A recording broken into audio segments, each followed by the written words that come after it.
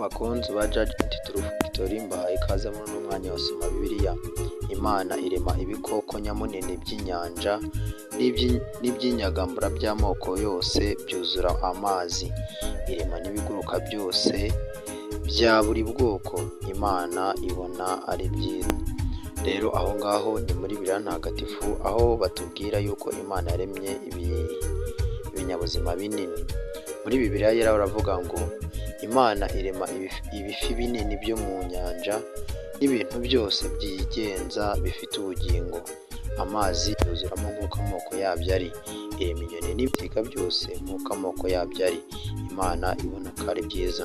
Then the Holy Bible, King James Version, Genesis chapter 1 verse 21. And God created great worlds and every living creature that move, which the waters brought forth diligently after their kind, and every winged flew after this kind. And God saw that it was good.